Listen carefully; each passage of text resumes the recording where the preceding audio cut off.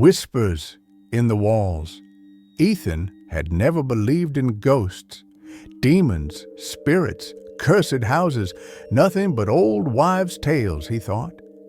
But that was before he moved into the decaying Victorian house on Blackwood Lane. The house had been suspiciously cheap, the real estate agent avoiding his eyes when he asked why. "It's just old," she had said. "Creaky?" That was fine with Ethan. He liked old things. But this house wasn't just old. It was waiting. The first night passed uneventfully. The second, too. But by the third, Ethan noticed something strange. The silence. The house was too quiet. No distant hum of traffic, no birds, no wind against the windows.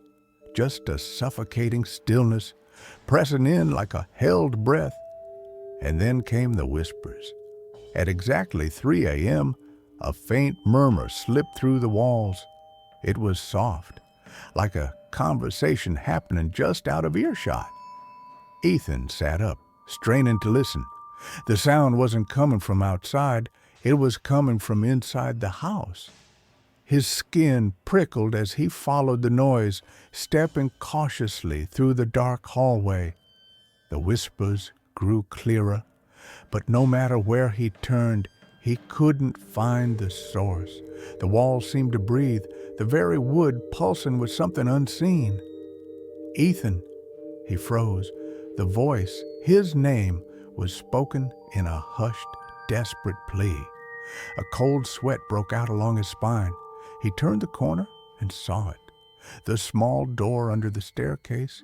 It hadn't been there before. His breath came in ragged gasps as he reached for the doorknob. Ice-cold metal bit into his palm. The whispers behind the door intensified, overlapping voices, frantic, pleading. "Please, help us." Ethan hesitated. His rational mind screamed at him to leave, to pretend he had never heard anything. But something deep inside, some primal curiosity, forced him to turn the knob. The door creaked open. A black void gaped before him, the air thick with the scent of mold and something rotting. He raised his flashlight, the beam slicing through the darkness.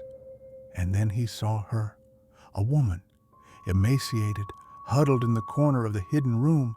Her skin was ashen, stretched too tightly over sharp bones. Wide, hollow eyes locked onto his, filled with unimaginable suffering. But it wasn't her that made Ethan stumble back in terror. It was the jagged black stitches crisscrossing her lips, sealing her mouth shut. She raised a trembling hand, pointing behind him. Ethan turned, heart hammering. And the last thing he heard before the darkness swallowed him whole was the whisper of his own name.